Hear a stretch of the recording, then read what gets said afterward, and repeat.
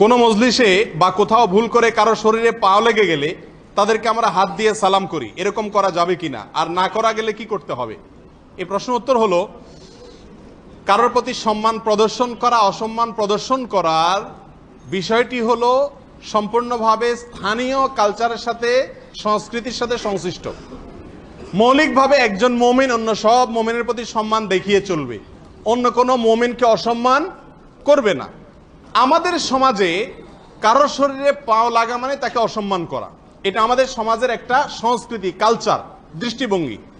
সেই হিসাবে কারোর যদি শরীরে পাও লাগে, তাতে যদি ওই ব্যক্তি অসম্মান বোধ করেন, তাহলে তাকে সরি বলা বা তার কাছে মাপ চাওয়া এটা বিধেয়, এটা সঠিক। কিন্তু একই কাজ যদি আরবে হয়,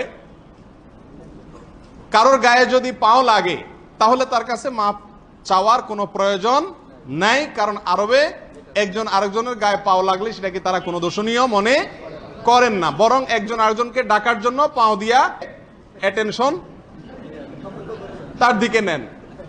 এই কালচার আরবে অহরহ হাদিসের বিভিন্ন বর্ণনা থেকেও পাওয়া যায়। যেহেতু আমাদের দেশের মানুষেরা পাও লাগলে মনে করে যে আমাকে অসম্মান করেছে, সম্মান অসম্মানের বিষয়টা কোরআন এবং হাদিস সব ক্ষেত্রে নির্ধারণ করার বিষয় না, এটা নির্ভর করে ওরফ এর উপরে, অর্থাৎ প্রচলিত যে ট্র্যাডিশন আছে সামাজিক, এটার উপরে।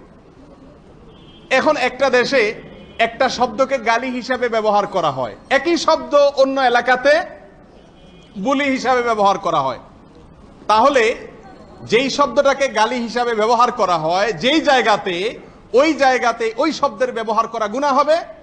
আবার একই শব্দকে অন্য জায়গায় যদি বুলি হিসাবে ব্যবহার করা হয়, সেখানে ব্যবহার করলে কোনো গুনাহ হবে না, কারণ এটা রেওয়াজ বা ওরফের সঙ্গে সংশ্লিষ্ট। বিধায় আমাদের দেশে কারোর গায়ে পাও লাগলে অসম্মান বোধ করেন যেহেতু সেই ব্যক্তি, তার কাছে ক্ষমা চাওয়াটা উচিত এবং সঠিক।